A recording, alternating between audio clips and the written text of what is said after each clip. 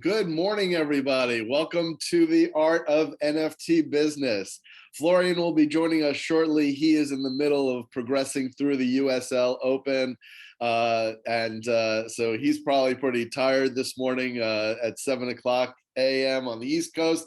And we've got an amazing guest with us today, Jeremy Ian Thomas, Soulajit. He is on the West Coast, so it is even earlier. We're going to be interviewing him in a couple of minutes. I just, of course, wanted to wish everybody a good morning and hope you're all doing well. And of course, remind you that this is not financial advice. We are not financial advisors. And this interview does not constitute an endorsement of any of the artwork that we're going to be talking about and have talked about previously. So our guest today is Jeremy Ian Thomas, aka Soulajit. Jeremy is a Los Angeles-based multimedia artist. He began his artistic journey in 1994, recording his first song under the moniker Surreal while still in high school. He attended the Los Angeles Film School, delving into the extensive world of light and shadow as a professional colorist and creative director. Today, Jeremy creates images imbued with psychedelic symbology, bridging the gap between art and commerce. Welcome, Jeremy. Thank you for being on the show. Thanks for having me. Very excited to chat with you guys. Absolutely. So, Jeremy, you are the first digital artist to have work sold in a car auction. On January 27th of this year, R.M. Sotheby's offered an NFT designed by you, along with the world-famous supercar, the 1988 Cesena Marauder, and I probably screwed that name up. Oh, you got it. I did. The V16T prototype, previously held by the father of disco, Giorgio Moroder, who also contributed a 4-track EP of new music to the auction sale.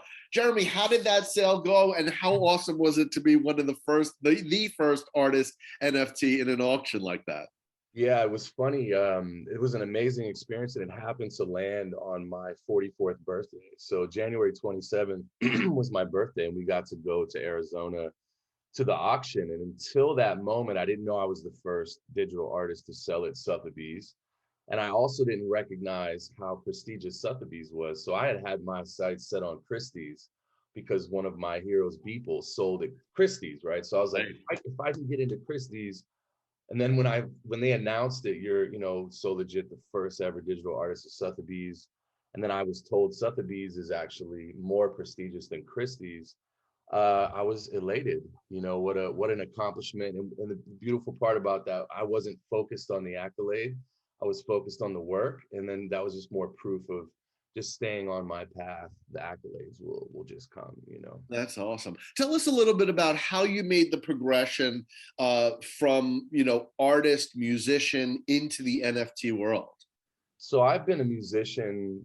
I recorded my first song when I was 14. So I've been in the arts, kind of in the music side for most of my life. Traveled the world, did tours with like De La Soul, Tribe Called Quest, and was an actual professional musician. Then I had my son in 2006 and realized I couldn't be on the road 300 days a year and be an effective father. So I went to film school, got into filmmaking, started directing, editing. And probably around 2008, I got into 3D design. I was like starting to mess around in Cinema 4D. Then I found Beeple's work in 2010, Mike Winkleman, and was baffled, like not understanding, how's this guy doing this? Like, what is it? I've never seen anything like this. And at that point, he's a very generous guy. He's very open source kind of fellow. And I found, I don't remember where it was, one of his project files from Cinema 4D online. And I downloaded it and opened it. And there was some missing plugins. And one of them was something called Octane Renderer, which was what cracked open me really jumping into 3D.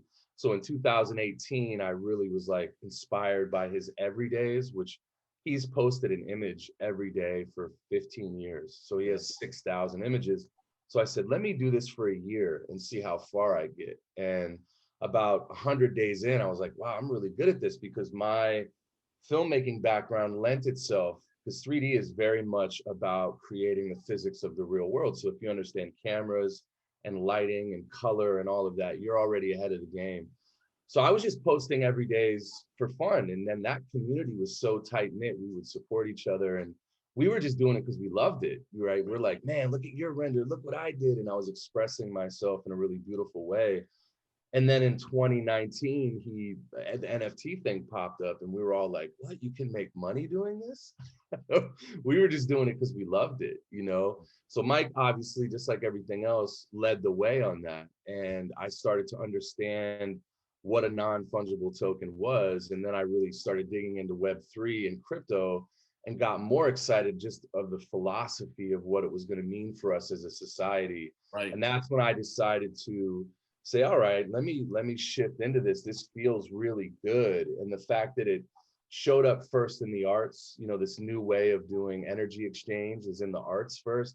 Right. I was like, I'm all in, you know, I was like, I want to be a part of this. And that's when I kind of jumped in. And now it's all I want to do is make NFTs. So all my music, all my art, everything is being built in these little quantum packages of energy is what I call them. I get to make these little worlds and put them on the blockchain, you know? Yeah. So that's so great to hear that you also understand the philosophy of what we're trying to do on the blockchain, right? Yeah, I mean, that's I'm a philosopher. Most of my work is all my learnings from the things I've learned. I've studied you know, theology. I've studied some bit of quantum mechanics, and like I started to gather all this information, and the blockchain is like the crystallization of this new way of entering, I believe, like the golden age. It can be like a new, like Egypt was 3,500 years ago. It really could be plentiful and abundant and a wonderful way to exist. And so I'm most excited about that. I love finances. I love money. I want to be wealthy, but I'm more excited that this could be a benevolent way to make wealth, a new way to share and be more democratic with financial system. And I think, I mean, I've spoken about this on the show before. I think just extracting money from government will change society tremendously. Absolutely. And that's one of the projects that I'm actually launching here in the next couple of weeks. I have my own NFT Web3 marketplace that I've been building for about 1.5 years. So essentially my own OpenSea. And it's called the Grandmothership. And it's not up yet, so I would show it to you. But this is, but I am right in thinking that this is the website that's kind of leading into that, right? Is this? Well, this is a different project. So yeah, this AOI, we can start with AOI. Yeah. I was only getting into the other one because it was about sharing of wealth, but this is too. This is an educational NFT series that I've created called Art Official Intelligence, or AOI. AOI is essentially a story about a robot named Atom, ATOM, and he is having an awakening. He's a robot in the metaverse, and a lot of what you'll see him doing is praying. His hands will be in a praying. Well, who is the robot praying to if he's a robot? Well, his creator. Well, who's his creator? Well, that's me. Right. What does that mean? That's very meta, right? Am I his God? Well, who's my God? So as he's having these awakenings, he's finding new tech, new pieces for his body. And every time he does, it opens a masterclass. So these are the first 4 passes. And with this comes a masterclass in the philosophy of 3D design. Wow. And I released my first 2 modules on my Discord. There'll be about 8 of them. And what I'm doing first is teaching people how to use something called Unreal Engine. It's a free software that Epic Games puts out, but it's the future of what I believe to be building the new world on the metaverse. So I thought, well, how's a way that I'm not just going to do a money grab? I see a lot of that, and I wanted to contrast some of the gold rush stuff that people are doing with something a little more sustainable. And I think a real way to sustain is teaching people how to build the future. So we currently have about 120 students that are learning Unreal Engine, and it's going to be a series that goes for however long it takes. And every time Adam finds a new piece of tech, we open up a new masterclass. We'll open up Cinema 4D. And so right now it's Unreal Engine, and that's music and animation, episodic storytelling, all in the NFT, you know, bucket, if you will. Amazing. Let's take a look at one of the pieces that you've done artistically. This is on your Instagram. Yes.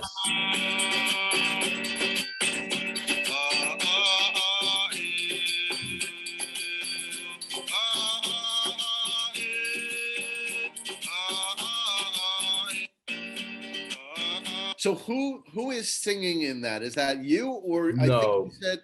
Go ahead. Who's yeah, on? they're called the Huni Kuin. This is a great segue into what I was actually talking about before. The Huni Kuin are a tribe in the middle of the Amazon in Brazil. They're the indigenous kind of earth guardians of the world. They live in the heart of our whole world right there in the Amazonian jungle. And that one there specifically, I was helping raise money for their village because they had really bad flooding. About 70% of their village flooded. So I created that image and pointed people to a place. We raised about $10,000 just here in California. And yeah, they're part. I have like I was saying, an NFT marketplace built on Ethereum Web3 called the Grandmothership. And what I'm doing is collaborating with indigenous tribes all over the world. And what I'm doing is taking their artwork, remixing their music, but then also getting them on the blockchain. So the Hunikuan tribe will now have their own wallet set up. These people who live in the middle of the jungle, that way they're not left behind in the new socio-economic movement moving forward. And we have one in Africa, we're doing one in Ethiopia, South America. Yeah, very, very excited about that. So that's Grandmothership. Is Yeah, there a way for us to access that? that will be launching in the next 10 days. Yeah. Okay. Yeah, I And don't and have the website up yet. and so it's primarily for like you have projects in Africa, Brazil, and South America. Yeah. These are for the tribes. Can people outside of the tribes get involved? And Oh so yeah, well what we're doing is I'm making NFTs. So essentially the one in Africa, we worked with an artist in Lagos and he made a bunch of images. And then we made an entire Afrobeat project. I work with all of Erykah Badu's people, her drummer. So we made an album that goes with those images. And when you buy those NFTs, a lion's share of those profits go to Joseph Obanubi, an artist right there in Nigeria. And so when we do the Hunikuan, you buy the Hunikuan ones, 50% of that wallet goes straight to the tribe. So it's a philanthropic collaboration with different people that may not have access to the blockchain, may not be able to do that, and have amazing art. And we're like celebrating their cultures and stuff at the same time. Yeah. was that flooding that happened in that village, was that due to global warming? Yeah, I mean, yeah, it was just really bad rain season, and there's pictures even on that post. The kids are all underwater, and all the houses were underwater. That's just one of the many things. There's a lot of stuff going on in the government there in Brazil. Yeah, they're trying to take their land, and these are the most Brazilian people on the planet, right? So these indigenous people will be up there at the courthouse with their feathers, like, don't take our land, like, and really the scary part is if they, clear that part of the forest, man, that's like some of the last bit of the rainforest that's really been preserved is where these people live. So this stuff's all connected. I believe that's what crypto is here to do. And the blockchain is like remind us how we're supposed to be humaning, Yeah. And then the art of official intelligence, that's what we just saw. That's with Access. Yeah. So that's actually that's more of like a step-by-step class of how to learn three-dimensional like design, right? That's right. Exactly. Yep. So that's a way for me to empower creatives. My moniker for that is that, there's a lot of consumers, right? And consumption has gotten us kind of in a pickle. I want to help create creators. The more people that are acting out some sort of creative thing, they're contributing, right? So if I can teach them how to use 3D, and one of my students wants to build like something to help with domestic violence. She wants to build kind of a VR experience for kids who are going through domestic violence. So to teach kids how to deal with the trauma of being involved in familial violence through VR and stuff. That's the stuff I'm most excited about. Someone doing some sort of therapy or some new way of teaching via those modules. So yeah, it's all very, I want to empower folks while making money, by the way. So I do want to turn a profit, but the core of it is, I think we can do both. I don't think they have to be diametrically opposed. I think you can become very wealthy while also being, benevolent at the same time. Yeah, absolutely. I think that, I think that there's a right way to do things, and it doesn't have to be all centered and focused on greed, right? It can be done in a harmonious way where you benefit and the students benefit and the tribes benefit. And I think that, blockchain is the answer. It is. It absolutely is. So so I just want to go back for a second. Now, that auction, it was successful. Do you remember what it sold for? What the eventual, The what was NFT that? in the car sold for $1.4 million. Oh, that's amazing. So that was and now Sotheby's, I'm going to be working with them more in the future. That was amazing. I couldn't believe it. They were projecting that it would sell for about 800,000. So it sold for a lot more. And at the end, when the gavel dropped, this film crew ran up to me and they're like, "You're the artist, right?" I'm like, "Yeah." They're like, "Well, here's the guy who just bought it, and he told me he bought it for the NFT. The car was an afterthought. That it was more about owning the first NFT connected to an automobile. He didn't really care what automobile it was. It was the NFT." And I was like, "Wow, we've arrived." Yeah. And then a few weeks after that, CryptoPunks sold at Sotheby's. So it's like, just happened like that. And to be there first was a really amazing experience, man. Oh, that's amazing. That's super exciting. And congratulations. That's great knowing that he really did the auction for the NFT, not for the car. That's right. I felt pretty good after that. I was like, yeah.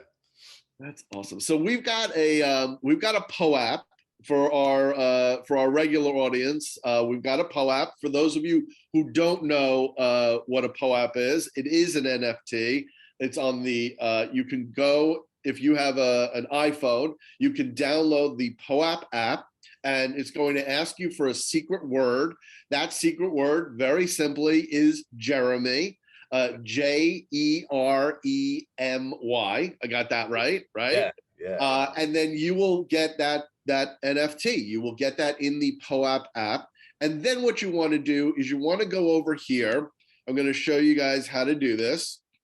So you're going to go over to poap.fun/raffle/1359, and you're going to be able to come in here and join the raffle. You can't join if you don't have the POAP.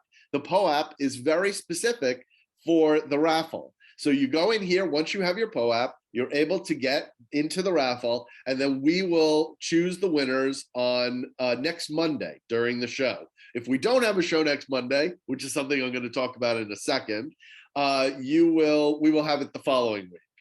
This has been great, Jeremy. Is there anything else that you would like to add to the interview? Everyone I talked to people, part of why I wanted to teach folks was that, when I talk to people about creativity, I hear a lot of people say, "I'm not creative." You hear a lot of people say that. And I just want to say, no, everybody's creative, and there's ways to make a living that involve you being creative and not just feeling stuck trying to make someone else money. I would say that we're in a really exciting time right now, and there's a lot of opportunity, and to tap into your creativity. We all wanted to sing and dance and draw when we were younger. And I think it's time to sing and dance and draw again and make a bunch of money doing it. So yeah. Absolutely. We have to come to creativity with childlike sensibility. Right. That's right. Absolutely. Well, it was absolutely great having you on the show, Jeremy. I know you're up super early. I really appreciate this. Thank you so much. We'll talk after the show. I'll text you. This has been great. It was great having you on the show. Take care, everybody. Thanks. Take care. Good morning, Florian. Morning. How are you? How are you? I'm good. Thank you. Pretty good interview there, right? Yeah, it was really nice. It was really nice. Yeah. He's a very nice guy, and it seems like he's doing some amazing things on the blockchain. It's something different and special. It's something that you probably understood better than me. That's why I kind of let you take the lead on that. Yeah, no, I appreciate that.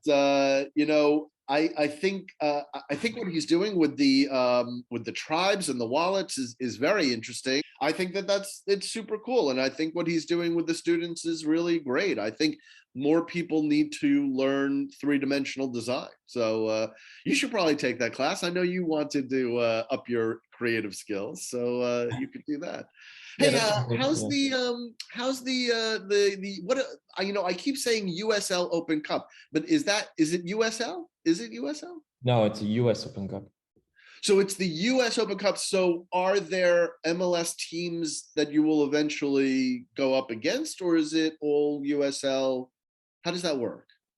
The US Open Cup is a cup across America for all the teams, all soccer teams, and it starts with being regional first. And so we played our first game last week against another Miami team, and we won. And next we're playing Inter Miami. Oh, so Inter Miami is an MLS team, right? Inter Miami is MLS. We are USL, so you can play any teams across like different leagues. And then also because it's the Americas, it's Americas. There are some South American teams that you're eventually going to play as well. No, it's only the US. It's the US Open Cup. That's why it's called like that. I think Red Bull did fairly well one year. I can't remember. Yeah, they lost in the final in 2017. See, yeah, you've got all the soccer memory. I've got, I just go to the games and I sit there and I just enjoy the game. You actually know the game and know all the scores. Oh yeah, the AC Milan who are partnering with BitMEX. Yes. Yeah, so they're basically partnering with this company to unveil like I think it's a 3D NFT. Like it's a special jersey for this club. Well, the club is known as the Rossoneri, so it's how the club is called. So they kind of like are creating a limited edition of 3D NFT, and then it's from South Sudan, and the proceeds will be directed to support the nonprofit organization Fondazione Milan, and it will also include help to alleviate the humanitarian crisis in the war-torn Ukraine. And I think the supply is like a little bit more than 75,000 pieces, and it will be available starting on April 14th. Nice. And we also have a UFC partnership going on. Yeah, I saw that too. The UFC partnered with crypto.com, one of the biggest platform for trading, like crypto, selling, buying.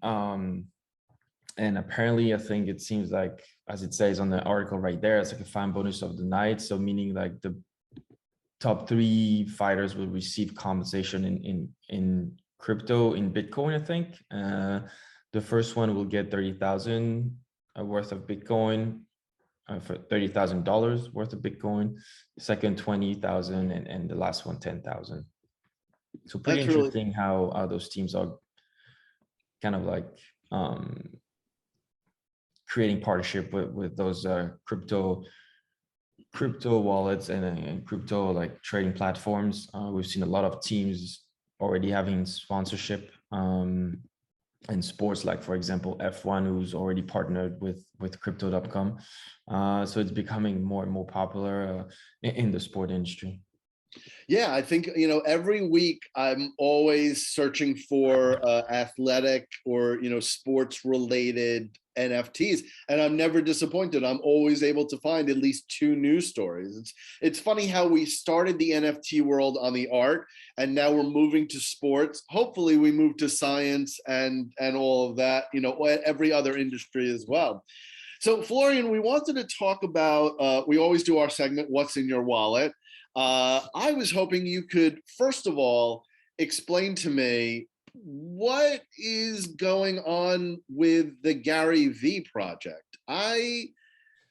So interesting. I didn't realize when you said to me, go to this friends list checker and see if you're on the whitelist. I just assumed that everybody who had a V friend was on the whitelist. And then I found out that's not actually true, that you're on the whitelist. I wound up on the whitelist. Our good friend Eric Rhodes is on the whitelist. But then Eric told me, he said, it has nothing to do with the number of NFTs that you hold from VFriends. It's not everybody. There are some people that have 30 VFriends and they didn't get on the list for one reason or another. What's actually happening here? Because when you told me to go in and check this, and then I was like, oh yeah, I got in, I didn't pay any attention. I closed out the tab. I just didn't pay any attention to it anymore. uh, how did you even find out about this? I guess you're in the Discord, right? I am in the Discord. I kind of follow from far because with this NFT project, if you have to be involved like almost 24/7. He's doing amazing things for his community. You can see the V friends, the V1s are like going for, I think it's like 15 ETH minimum or 10 ETH minimum. So I'm just like following from far. And then there was one announcement about the release of the V2, and the supply and how we could get it. And being a book game holder, we had the opportunity to be whitelisted, like on the friends list, because I think there's a limited supply.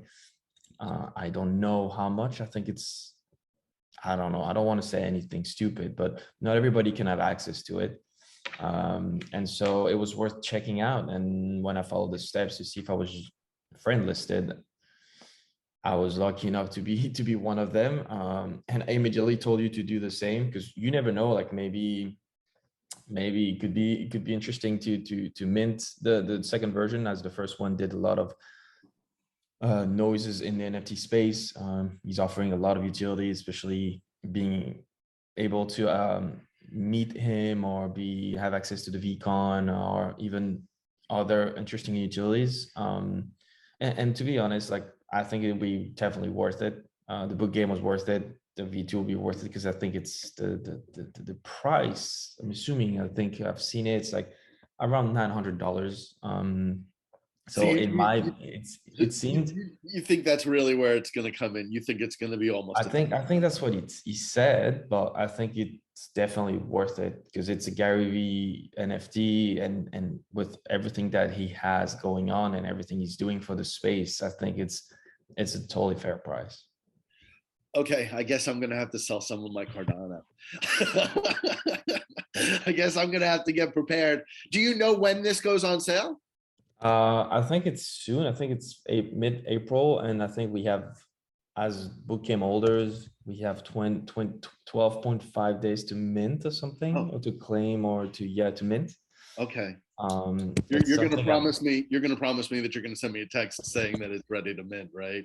Because I am not paying attention to this at all. I've got, we've got other projects that we're going to talk about.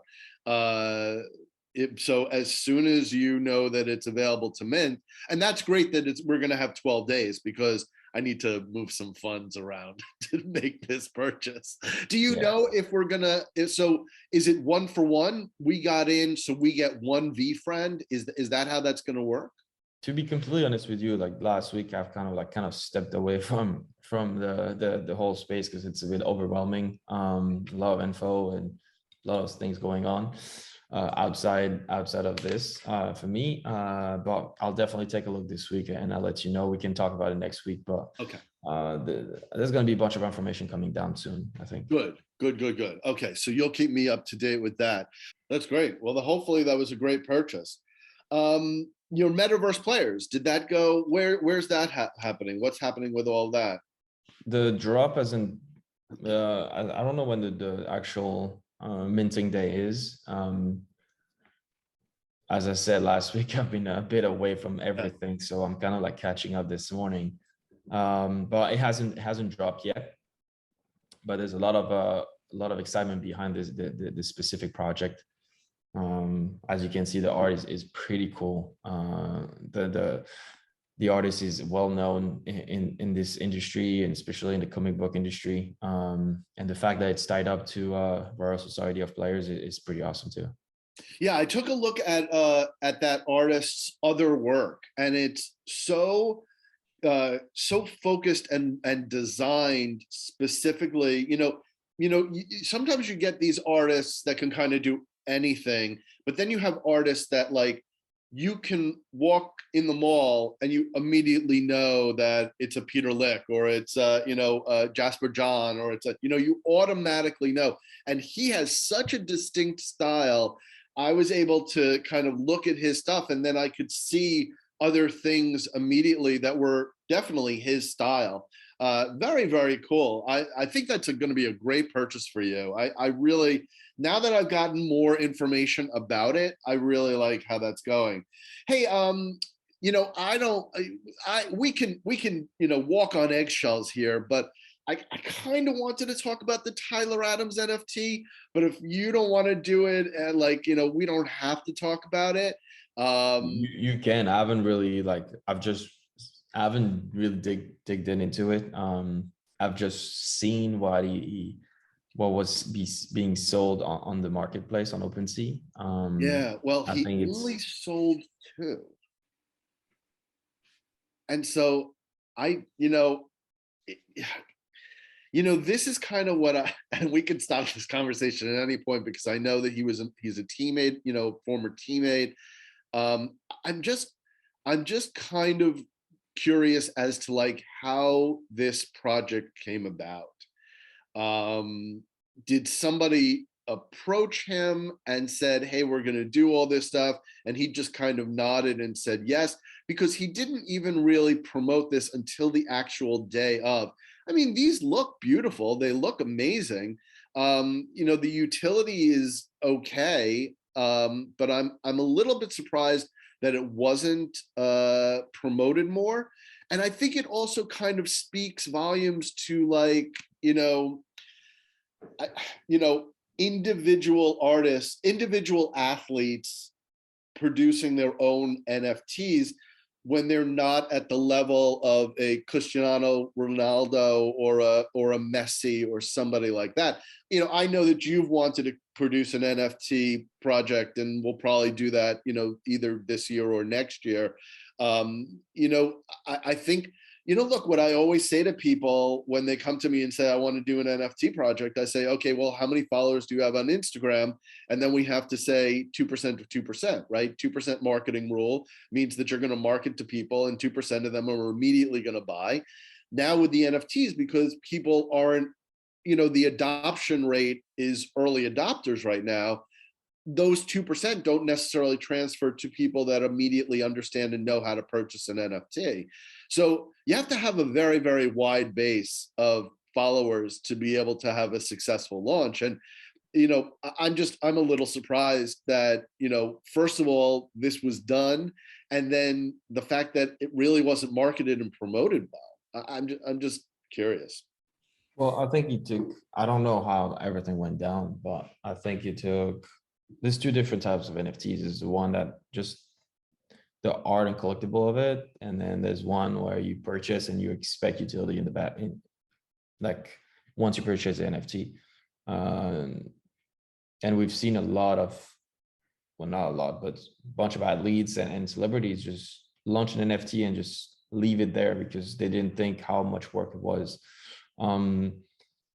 Probably it seems that he doesn't know much about the space. From the outside, it seems like it, because it's not really thought through, especially on the marketing side.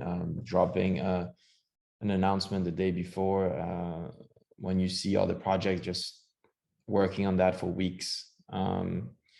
So I don't know what's behind it. I don't know what's the whole thing about it, but it's cool to see more and more athletes getting into it. Yeah, But well, we would love to have Tyler on to help promote it and get all that going. I think it would be great to talk to him and see, what it is. I think, listen, I mean, when you said to me, Tyler's NFT is launching, this was, I think, last week, it was launching today, and I hadn't heard about it at all. I follow him on Instagram, I follow him on Twitter.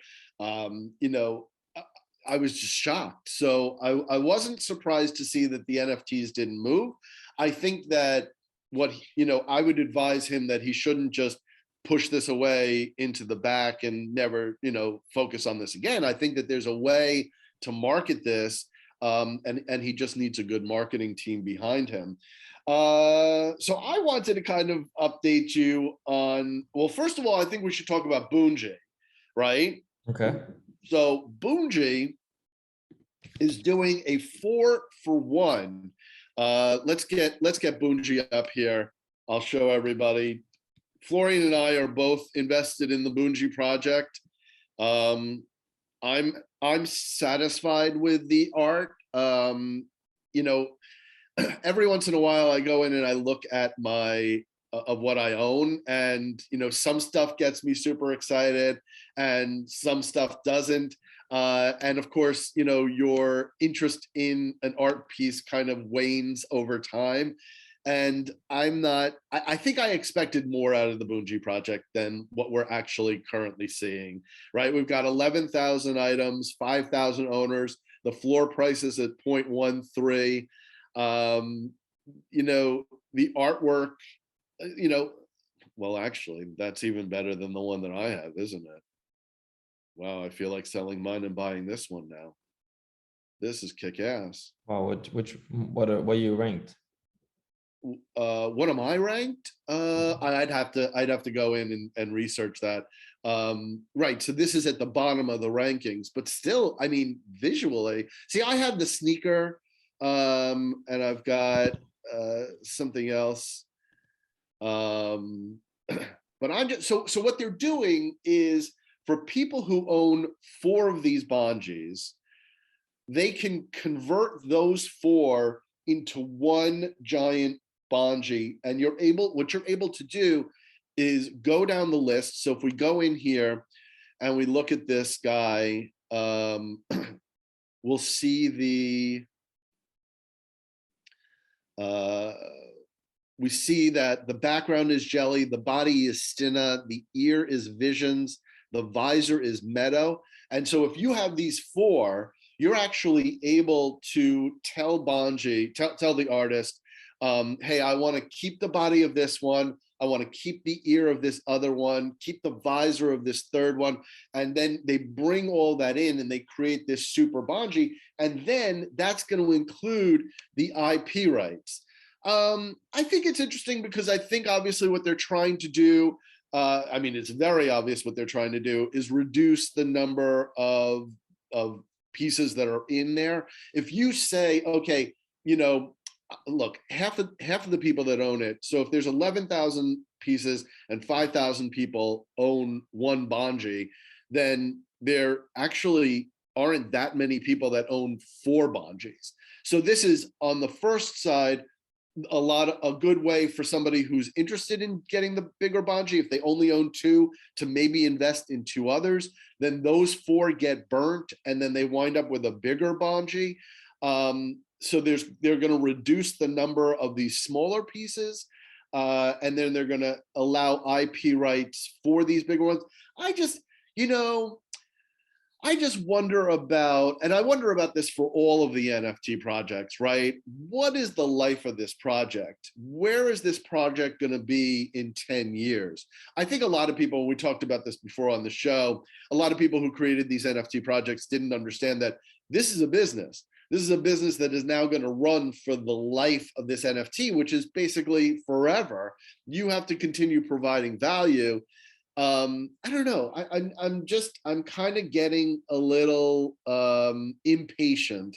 And I know, believe me, I'm the person who should be the most patient because I understand what it takes to, for Panda Dynasty to create a video game, or for, Bunji to create these statues, all of that. I understand the time that it takes, but I don't know. I'm expecting a little bit more from the Bunji project. What about you? Yeah, I think it's really hard to expect more as like that quick. Bunji is a name behind the project, which is Brandon Murphy is an international artist, and I think they've been trying really hard because I think it's their collection is probably not valued as it should be. They had a hard time getting recognized on the OpenSea market. Their floor dropped. I think, if we remember correctly, Whiteley's people minted for 0.2, and then it was a Dutch auction for the rest of them. But there's a lot of value getting back to the community, which is the physical art that are being sent to some of the holders. They partner with Rolex to create a unique watch that was raffled out to NFT holders as well. I think I'm keeping mine because I think I've seen in the long term, I really love the art. I'm hoping that I'll be a lucky winner of one of Brandon Murphy's physical art. could buy 3 to burn the 4, and because I only own one, and get the bigger one. But right now I don't have the funds, and as I said, I'm trying to not to like step away from the space, but take a little bit of like step back to look up what's going on, because it's there's a lot of things going on, a lot of money being spent from everybody, a lot of rug pulls. But I still really like this project. It's one of the first project I've bought into, and I do believe in this artist. So we have to be patient, because this space is still super young. Those project knows they want to stay there for the next 5-10 years. Especially, for example, when we talked to Panda Dynasty and Gabriel, he told us that he wants his project to be alive in the next 5-10 years. So there's a lot of things that they have to do, and it doesn't happen overnight. So I'll try to be patient. I know it's hard. We always want to get value back as quick as possible, but I think on some of those projects, when the artist is behind, like there's a big artist behind it, he puts his name and his face on the project, or there's a guy like Gabriel who kind of like Panda Dynasty who quit his job just to do his project full time. It shows you the dedication of those people. So I think we have to be patient and be understanding of what they're trying to do. So what you're saying is that if you had the money and you had the time, you would buy the other 3 bungees to convert it to this giant bungee with the IP. Yeah, at the time I have it, it just needs like 4 clicks and that's it. But yeah, the money is more like, am I willing to spend another 0.5 on this? 0.5 is a lot of money. Yeah, So especially when we had the V Friends project coming up. We got to yes, lay out exactly. $900 for that. You're not going to lay out another $900 for the Bungie project. But if it was done at different times and we had more cash flow, you would do that. I'm not sure if I would do that. I actually think that there may be an advantage to holding the smaller Bungies because now it's going to reduce the number and hopefully increase the floor value. Let's see how that goes. I don't know when that's happening, but I'm really curious to see if it's going to happen. I think it is currently happening. I think that if you do have the floor, there's a whole process on the Discord where you go in and you talk to Brendan and you tell him what pieces, what aspects you want to hold on to for the larger Bungie. But yeah, we'll get more information on that as the days goes on. What's on the market for Blue Checks? Do you know what's their new purchase? Not really. We had I minted my World Football. Oh, you did? I did mint my 2 World Football NFTs. Did they sell out? So what they're doing is like they're selling 1111, like 1111 NFTs. So it's different phases like that. There's 5 because the supply is 5,555. Oh. I haven't checked where it is now. I think it's like 2,000 people minted, or there's 2,000 NFTs. I think, because I haven't followed all the news, but I think they purchased, or they are about to purchase, a team called Forges AC. It's like in Portugal. I don't know which tier it is, but it's pretty interesting to like owning 2 NFTs and being part of the decision making in the process of acquiring a real football team. They dropped the male version of the NFT. They are about to drop. Seems like they're going to drop the female version to include also like female athletes and I think it's pretty interesting and pretty exciting. I don't think he has the right. I don't think there's enough people knowing about this project, because it's kind of like giving you real utility, because you kind of owning a piece of a real football team. So for me, kind of like mixing both my passion football and then having and then mixing it with NFTs is pretty incredible. That's the reason why I minted, because and the art is cool too, but I think it's giving you a different utility, a different perspective, and then like joining both like real life and then digital life is pretty awesome. This is the World of Football website. Okay. Oh, there we go. The NFT that I minted, I think last week. So this is the project that actually bought a fourth division team in Portugal. So basically, people that mint this NFT will be part owner of the club and will have a say in the decision that are happening. So they are releasing 5,555 NFT male version of like soccer players. There'll be another drop of another 5,555 of the women version as well. But this is actually legit because they already bought the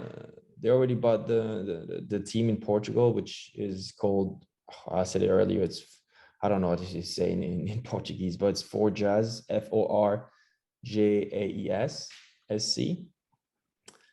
And yeah, I think it's super interesting to, as I said earlier, to like mix and bridge like physical and digital world by owning this NFT. Is the OG Captains what you purchased, or did you purchase one of these gold? You didn't purchase Gold Captain for 2E. No, the gold is, I think is I don't know if it's, I think there's one at the reveal, but I think you can buy, I think they were all purchased before the OG came out. But the OG is what you bought. Yes, I bought the OG.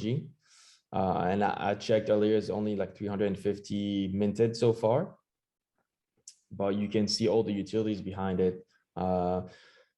Everything is soccer related. So if you really love soccer and then you're just getting into the space, this is a really, really interesting and legit project that I would definitely not advise you to buy, but like get a look, do your own research.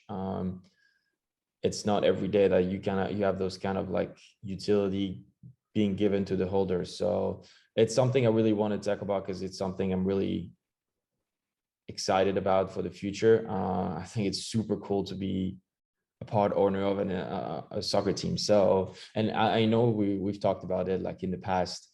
You mentioned how some guys like on YouTube wanted to buy a professional sports team. So I think it's pretty cool. It's funny. So I connected my wallet in the hopes that I would now be able to see the number that have been minted. I'm going to refresh this to see if maybe it'll come in again.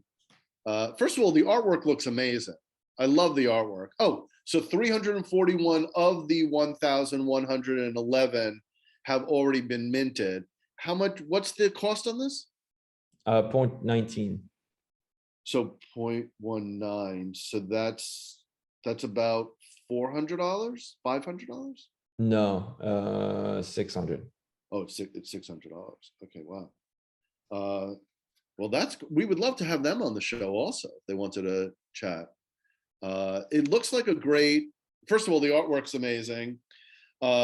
This Women of Football, let's just take a look at that. That's their next thing that they're releasing, but I guess they're gonna sell out of the OG first.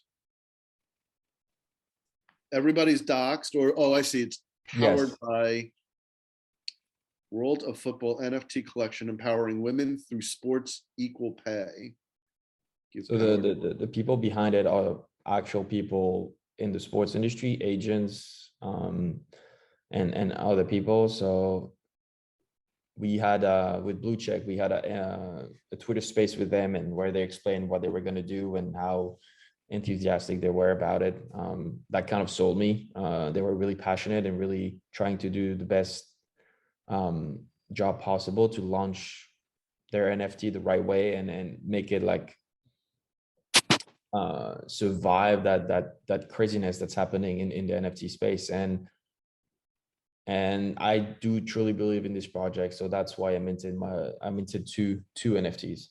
Oh, wow. Oh, you spent $1,200 on these. Yeah, that's awesome.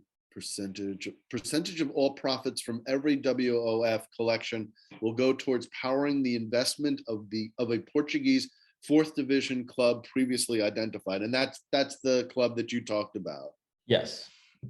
And are there, so upon fulfilling the investment, World of Football experienced team possessing more than 20 years of experience in professional football management will begin running the club on all aspects from the technical side all the way to marketing and sponsorship. Do you know what division that Portuguese team? Oh, it's the fourth division. Fourth Sorry. division, yeah. Okay, so it's the fourth division. So it is. Does Portuguese soccer run the same way that European soccer does? Do they fall off at the end? Yeah, there's promotion relegation? relegation. So there's that's why that's exciting, because I think it's one of the lowest professional tiers in Portuguese football. Yeah. And so there's a lot of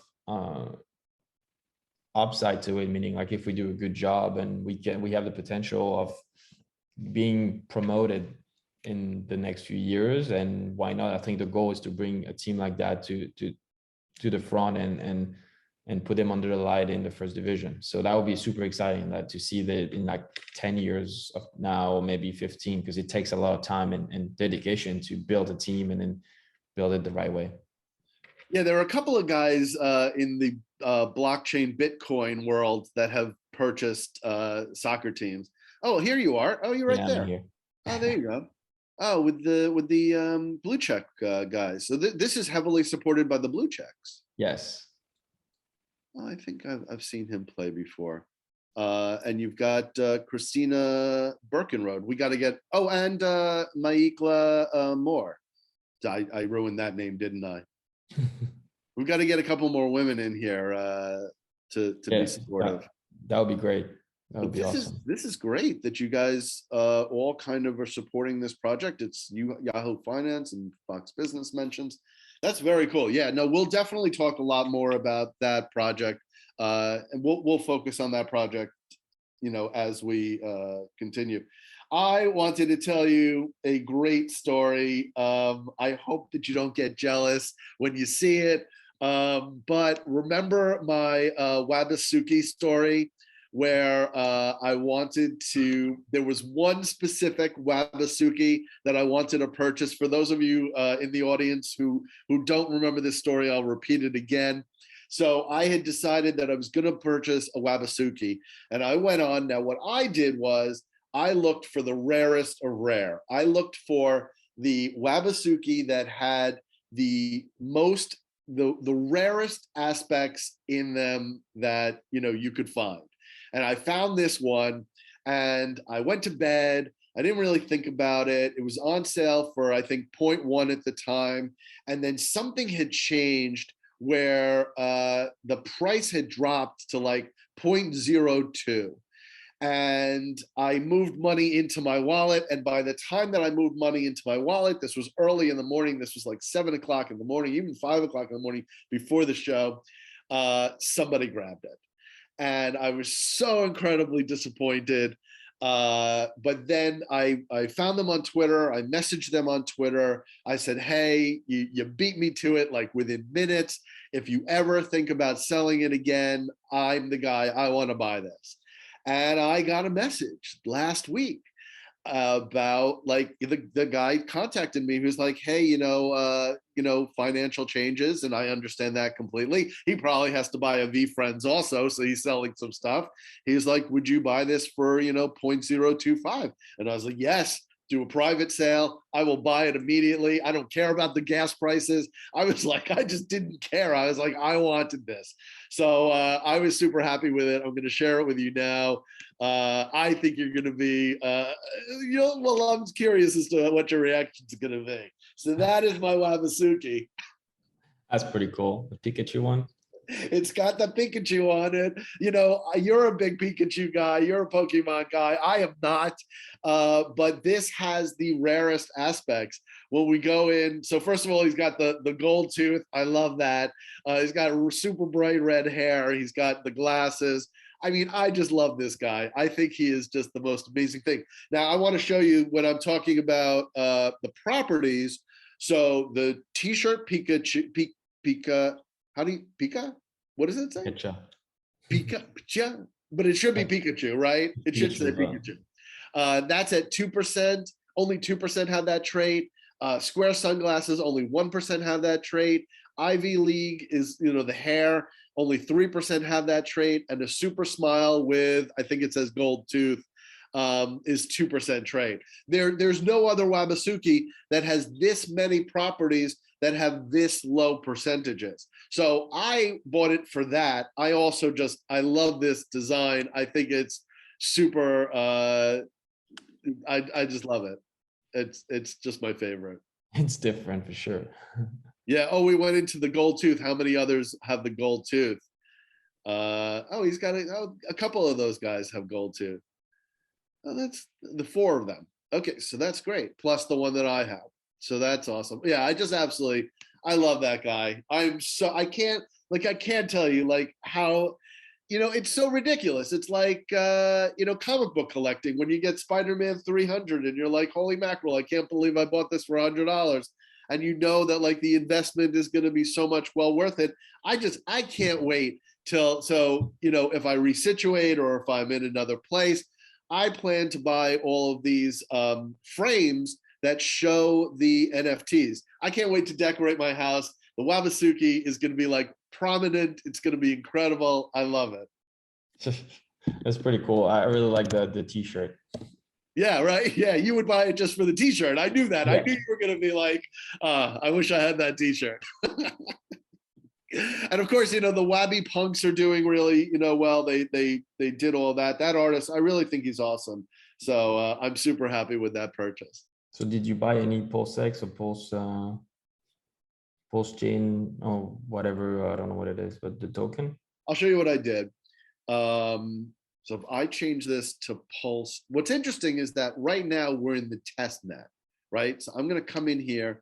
I'm going to change to the Pulse X test net. And what I did is, so I have now 59,000. There's a YouTuber who was like, hey, if you're watching this and you want some TPLS, I've got, multiple billions. I don't know how he wound up with multiple billions, but he was like, hey, I'll give everybody some, comment in the, comment away. So I'm waiting for my, for more of this, but I have almost 60,000 TPLS. I have the 2.1 million PLS. Okay, so originally, as soon as it started, this is all testnet, right? So here's the thing. These numbers may mean nothing, or they may mean like something really incredible. So this already finished. These pools are no longer available, but because I invested, I think 1.2 million, I staked PLSX, I then got PRT. And then that PRT is this number here. I think I got 20 of those or something like that. 537 PRT. Then I did I farmed some of the PLSX, and that gave me 55, almost 56 INC. Now, they're saying that PRT is only for testnet, and it's not going to mean anything, and that ink is going to be a very small coin. But then what I did was I took 1 million of my PLSX and I converted it to 179 almost hex. But here's the thing. We don't know if these transactions are going to correlate to when it goes to the mainnet. This is all just stuff that I'm having fun with on the Pulse chain testnet, but it's possible that Richard Hart is going to say, okay, anybody who converted PLSX into TPLS or into Hex or into all this, we're going to let you hold those coins. We're going to move them into the mainnet, and then I'm going to have a lot of different coins. What's interesting now is they've integrated the Ethereum testnet into the Pulse chain testnet, so you can take your Pulse. This level is all like developer shit, right? This is all, you have to know what you're doing in order to, do this. But I guess you can get like Ethereum testnet coins, and then you can convert those coins into Pulse X. And again, this is all, they want people to test this stuff. They want to they want to make it so that they're testing the network, right? And the way that they're doing is that they're engaging their community, which is super brilliant, because then they're able to see, did this go through? How long did this transaction take? Did they get the right conversion of all these things? So I'm hoping that all this stuff converts, and this is what I now have in the main net. But I'm also willing to understand that, you know, it's possible everything disappears, but then Richard Hart says, okay, since you participated in the test net, we're going to double your PLSX tokens. And that would be amazing too. Something good is going to happen from all of this, right? I mean, at some point, eventually, we're in early enough that all this stuff is going to be good. Okay, my friend. So just one more time, we are not sure if we're going to do a show next Sunday. If we are going to do a show next Sunday, and you are a NFT artist or you are an NFT project and you're in the Miami area, we would love to have you on the show. If you are in Miami and you're not available that Sunday, we may be doing it the week after, or we may be doing it at some point in the near future when I fly back and forth between New York and Florida. So get in contact with us. Let us know that you want to be on the show. We might have had a guest for this show coming up, but we will see about that. And hey, listen, if you like this content, please subscribe and like. And thank you for watching. Thank you, guys.